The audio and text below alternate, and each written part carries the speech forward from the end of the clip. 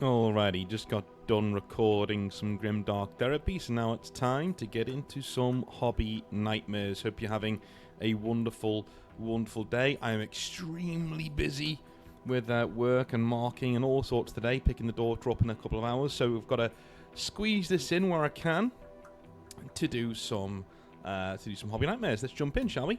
So, Gish is first, and he says, "Hey Northern, Gish here. I've got a good handful of hobby nightmares, but I'll send them in one by one over the next few months. Alright mate, no problem. So my first hobby nightmare is such a weird turn of events.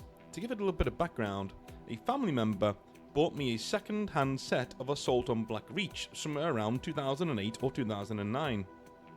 After going through the set, I decided to go with the Space Marines, and the following weekend, I went to my local Games Workshop. A family member took me because it was my birthday and I had some money saved up. Plus, the family member was letting me pick my present from them in the store. The guy there managed to tempt me to buy the rulebook, codex, and around £200 worth of models that he suggested. I was between 10 to 12 years old at the time, and he seemed like an expert. So there we go. You trust the expert. Yeah, okay.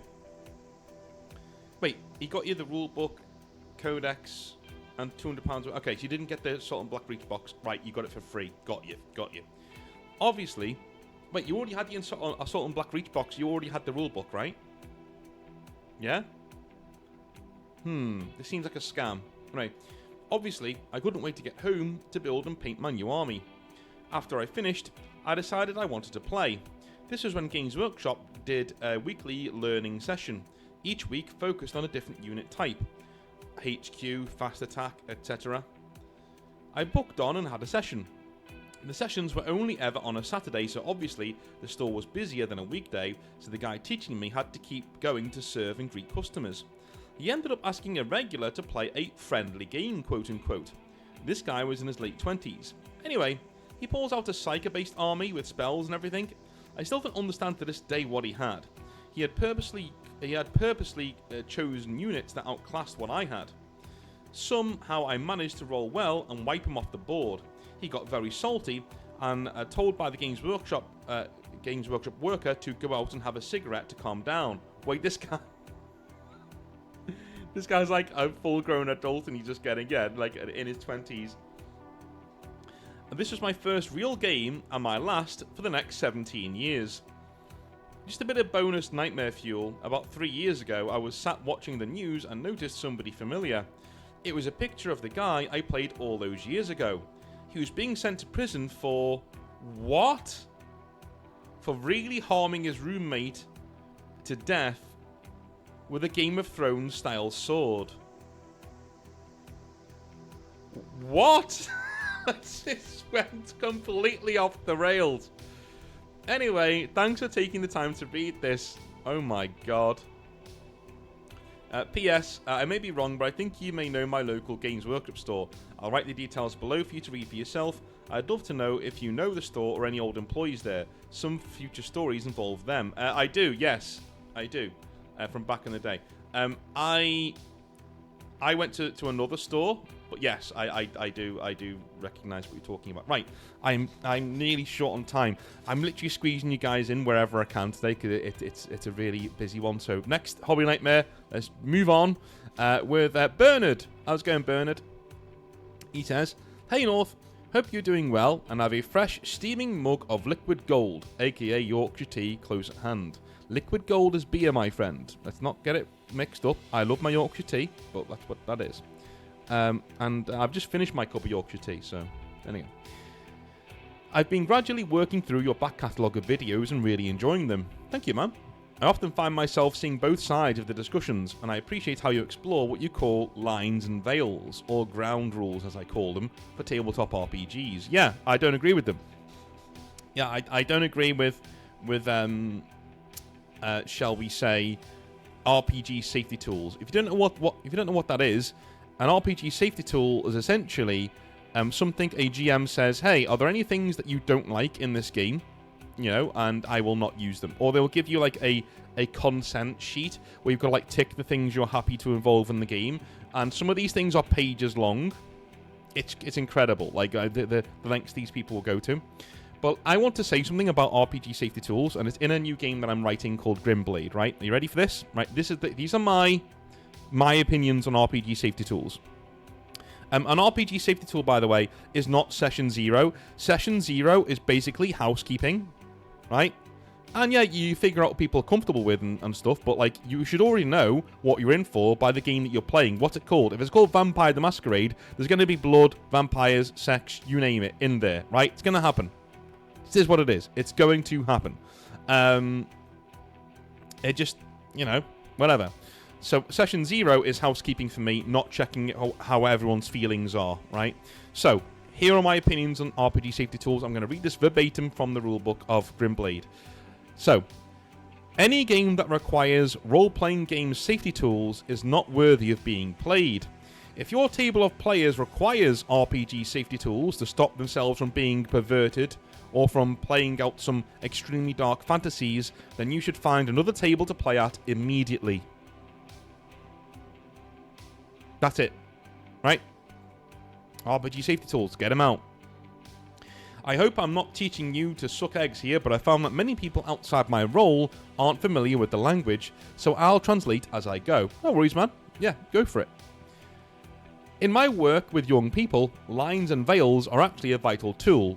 I use role-playing games to support those dealing with trauma and to help further their education. Okay, yeah, right. So, you are dealing with people who are already quite damaged, right? And you're qualified to deal with them. I'm talking about dealing with the public and your friends. You should not need RPG safety tools for dealing with friends. Simple as, right? In your situation, I don't even think you need them then. I think you need a brain. Okay? So if you're dealing with a load of people who've gone through SA, right? Maybe don't have SA in your role-playing game. Or even hint at it. Or even do anything, sexual at all in your role-playing game. You know what I mean? It's called having a brain. You shouldn't need an RPG safety tool. If you're sitting at a group full of traumatized kids, maybe don't try and traumatize them some more. Maybe play a light-hearted D&D session. Maybe that's the thing you should be doing, okay? Read the room. You shouldn't need RPG safety tools. Stop being ridiculous. All right, cool. These games are brilliant for developing logic, reading, writing, maths, and social skills, all while building trust and respect within a group of people. I tried to keep the games open-ended, but use the JMS method. John Michael Straczynski, Babylon 5.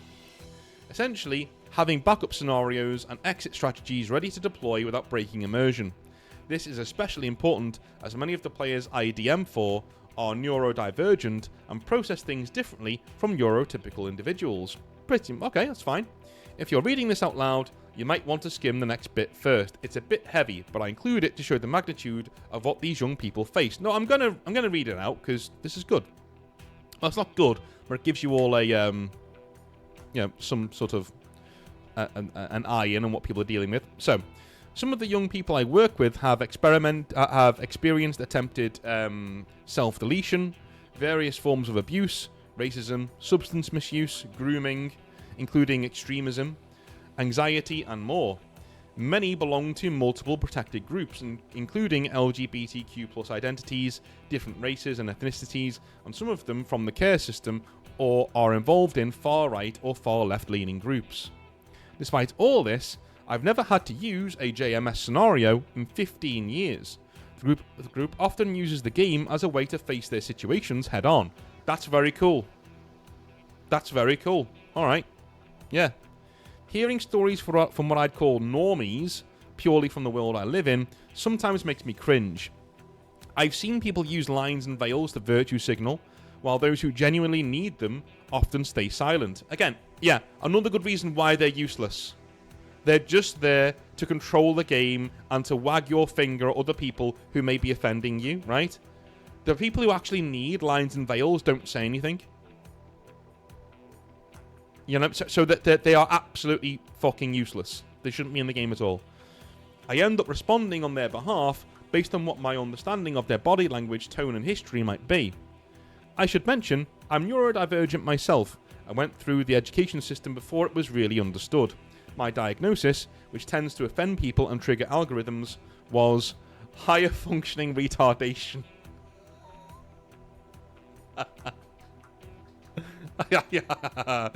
Yeah, I love that. Sorry, that's really funny. Higher functioning retardation is like 99% of the people who play Warhammer, right? I'm serious. I'm one of them, by the way, so I don't count myself as 1%. Like, higher functioning, yeah, that's that's the good shit. You're on the good shit, man. A term used by a leading researcher at the time who had to adapt their charts to accommodate me. It's a part of my story, and I share it to highlight how far things have come.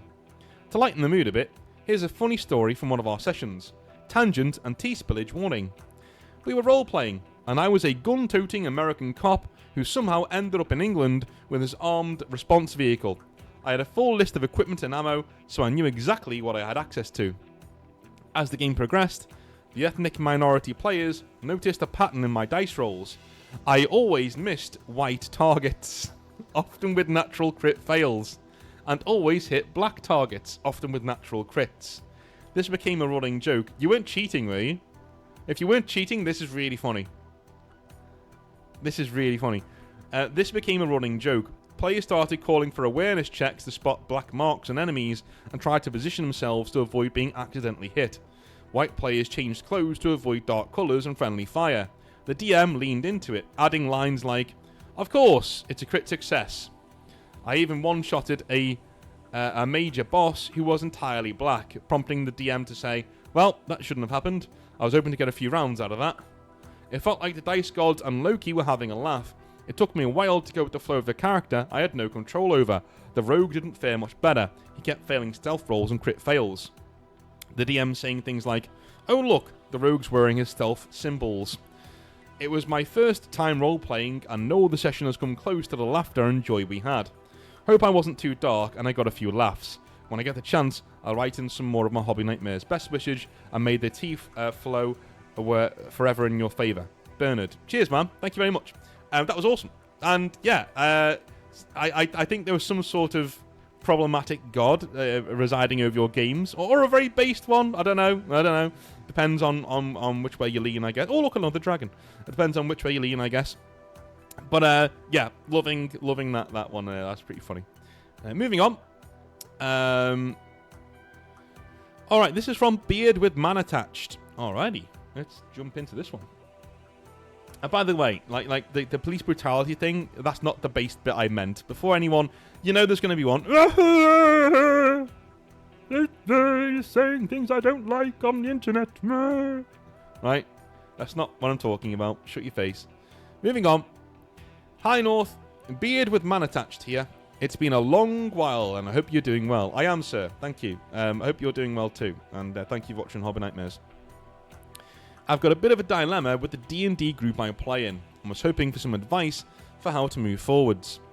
Before I get into the negatives, I thought I'd go over a few really engaging moments and things that are really enjoyable first, since I do love my character and a lot of the other players. So, my character. As I mentioned last time I sent a story in, is called Gorguts, and is after a few tweaks an orc barbarian following the berserker path. We revealed that Gorguts, being a bumbling idiot, was just an act, and he willingly signed a pact with another player's patron, Raphael, to be gifted a magical axe to kill an orc who took Gorguts' throne. Any orcs who don't follow Gorguts, Raphael can have their souls and take them to his hells. The other player who serves Raphael is called Zarnath, okay? On a separate occasion, when Raphael appeared to the group to try to get the rest of them to join and follow him, Gorguts revealed his allegiance by standing at Raphael's right side. Gorguts goaded Zarnath into standing with him, trying to prove that her loyalty was not genuine, so he can gain more favours.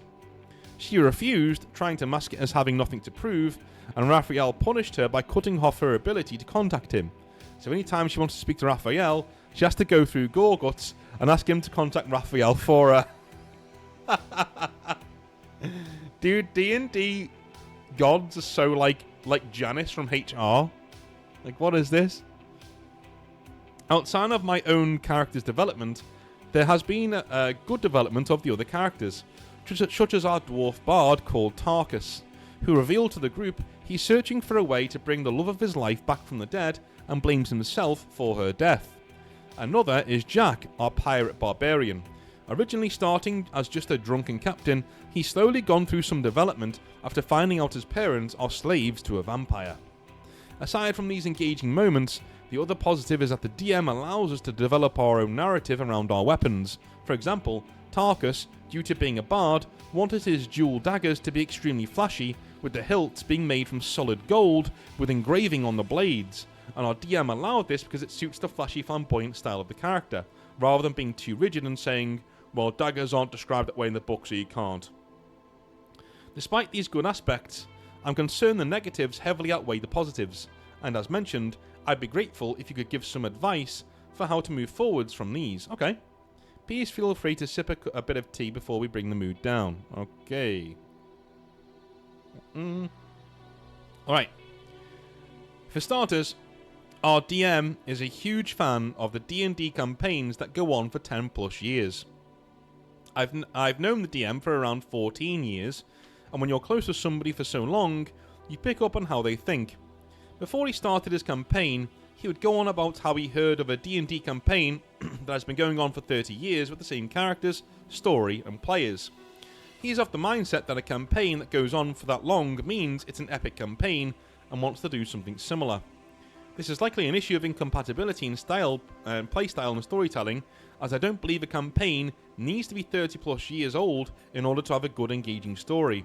In fact, I think that hurts the campaign, because when you finally face the big bad villain, you're not looking forward to it, you're thinking, oh, thank fucking god that's over.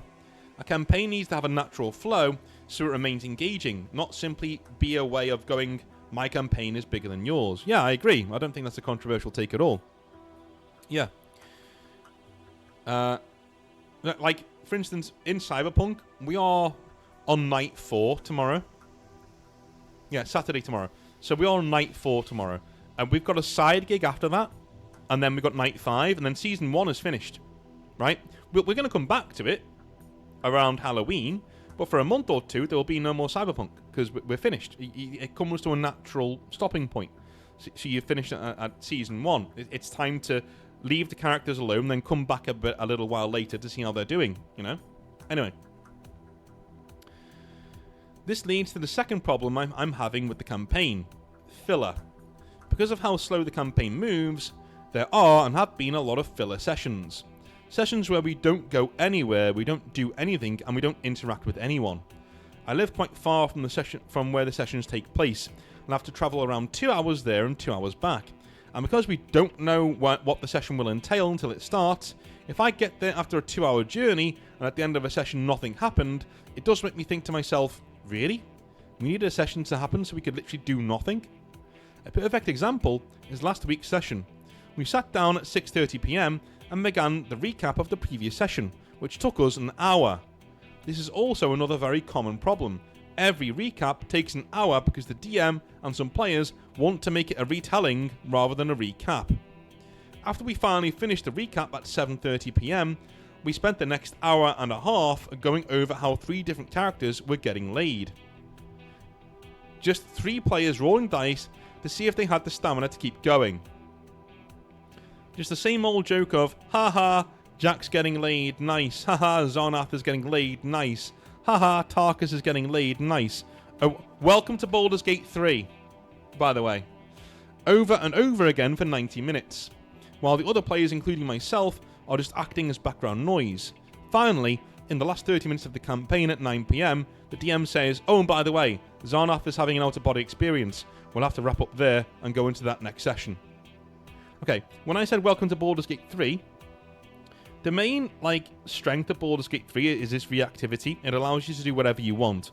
But that is also a problem, is that it allows you to do pretty much whatever you want. And, you know, I long for the days where romance and RPGs was something that naturally happened because it makes sense for the characters, rather than it being a requirement of an RPG or it's not a good RPG. Do you know what I mean? Like, RPGs don't need romances, and they don't need sex. Like, it's fine, you know? If it happens, it should happen because it's natural that it happens. Like, the gold standard back in the day used to be Bastila and Revan from Knights in the Old Republic, right? It makes sense that Bastila and Revan get it on, no matter what sex Revan is, right? it makes sense in the story. It just makes sense, right?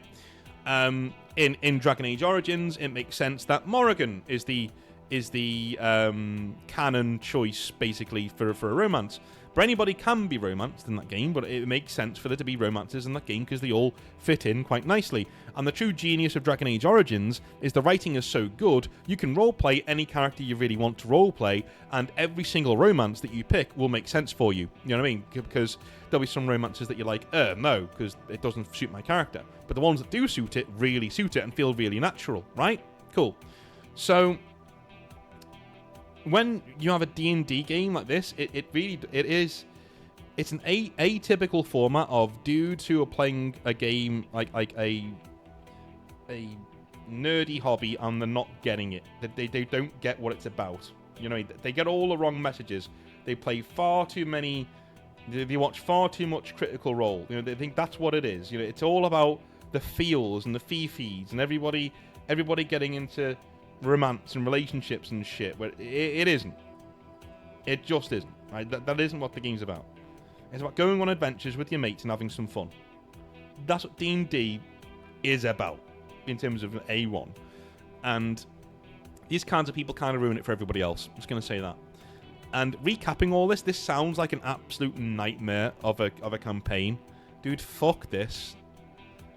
Like, this sounds awful.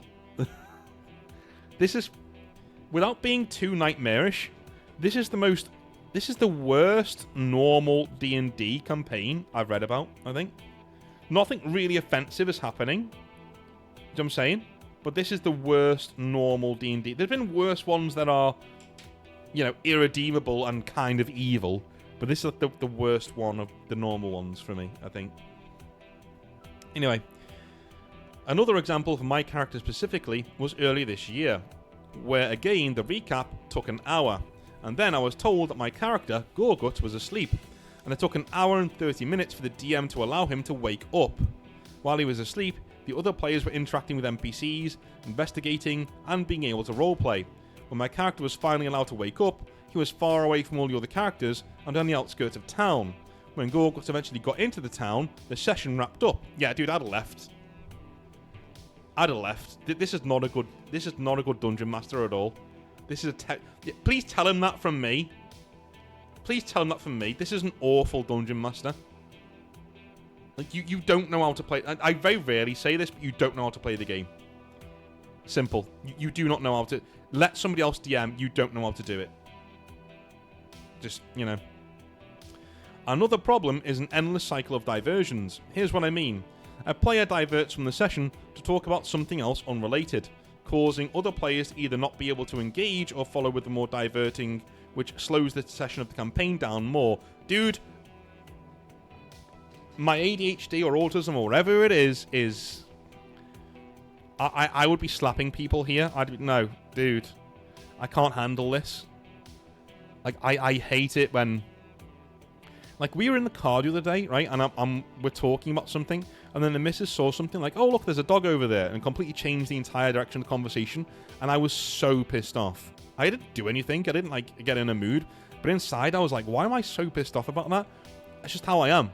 Like, if we're on a conversation, and we're talking about something, and, you know, and all of a sudden somebody goes, oh, a ferret, and we'll start talking about that. Unless you're a kid, right? If you're a grown person, a grown adult, and you're going, and you're getting away from, you know, what we're talking about, and completely resetting the conversation, I'm just going to stop talking to you. I'll be like, nah, dude.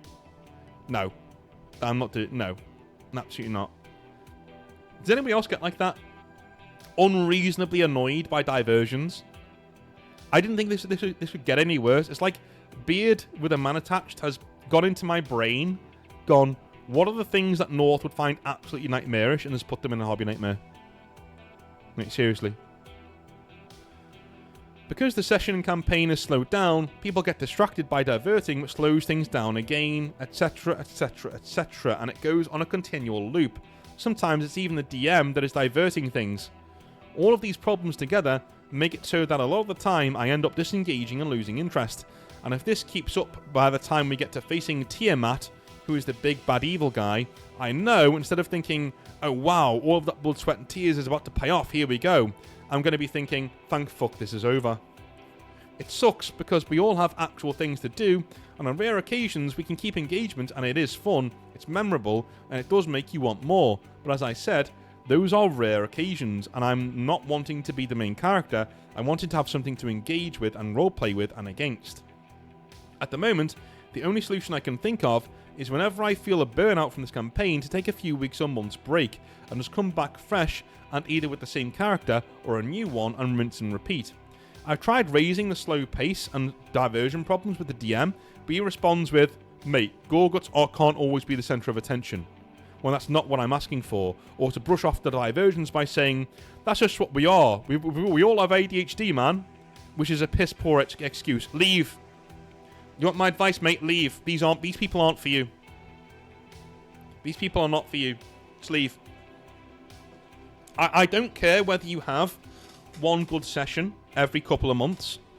I'm fully aware of how really intoxicating good role-playing can be. You know what I mean? There's nothing better. But it's not worth it. It's not worth wasting 4 hours of your weekend in travel before you even play the game. Just to not play the game and have the DM either say it's not all about you when you raise a concern, or say, we all have ADHD.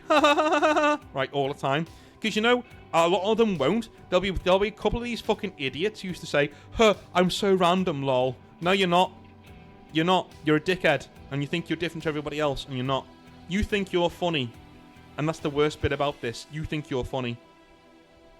Leave. Go find yourself an actual campaign, dude. Leave. And be honest about it. Say, I told you my concerns. Don't like the diversions. Have fun. Save yourself the what? 7-8 hours a week? And do something else. I plan to start my own D&D campaign soon, and during Session 0, I'm going to lay out clear punishments for disrupting and diverting the sessions at the expense of the players who want to engage. Okay. I don't think you should do that. Okay? You vet your players. Is what you do. You sit your players down, and you have deep conversations with them about what they like and how they like to play the game. Then you do a Session 0 just to test out how the characters are going to work together. And if you're happy with that, you move on and you start the actual campaign, right? That's what you do. You don't start laying out, I'm going to punish you if you do this. You know, you carry on with, if you disrupt for 5 or more minutes, strike 1. You have to roll on disadvantage for any roll of my choice. I won't say which roll, however. Maybe it's when you're trying to sneak past guards. Maybe it's while trying to persuade somebody to give secret information. If you disrupt the second time for 5+ minutes, that's strike 2. I roll on a D100 and you face a consequence, such as your character losing the ability to speak. In combat, you drop all of your items and have to spend an action picking them up, or forgetting how to do a check you're proficient in. An instant nat 1. If you disrupt the session a third time for 5 or more minutes, strike 3, I take away your character sheet and you're not allowed to take part in the rest of the session.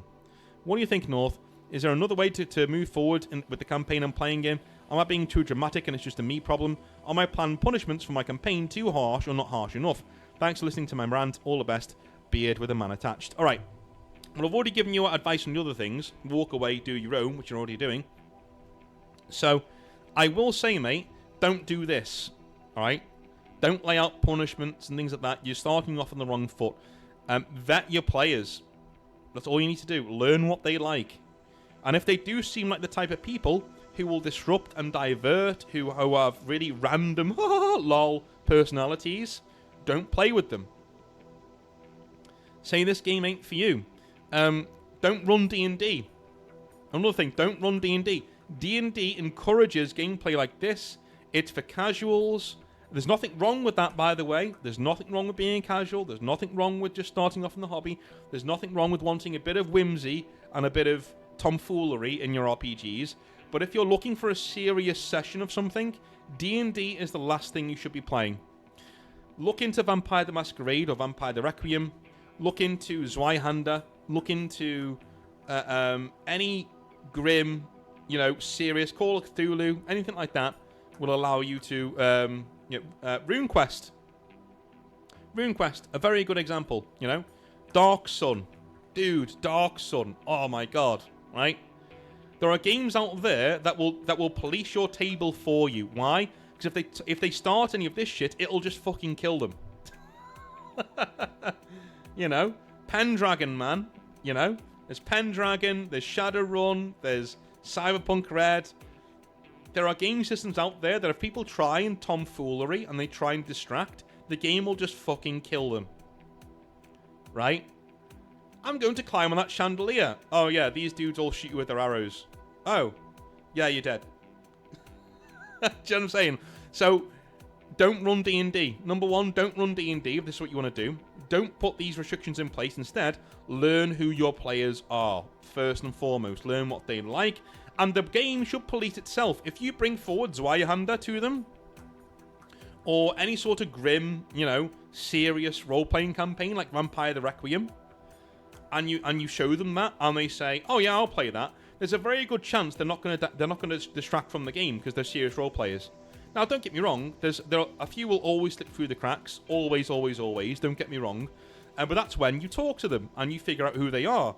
But the game itself will get rid of 70% of the chaff, in my opinion. The game itself will get rid of 70% of the people you don't want to play with. And then it's up to you to sift through that last 30% to see who you want to play with and who you don't. That's what I would do if I was you, Beard Man Attached. I would stop using D&D and vet your players. Don't introduce restrictions. Your restrictions kind of make you sound like a dick, you know? And that's the last thing you want your players to think about. Okay? Anyway, that's my opinion. I love you a long time. I will speak to you tomorrow. It's tomorrow now. It's not Sunday. For the first time in a long while, we're playing Cyberpunk on a Saturday. I'm so happy. I'm so happy. I'm so happy. Night 4 is tomorrow. It's going to be awesome. I love you a long time. Speak to you very, very, very soon. And have a good one. Bye now.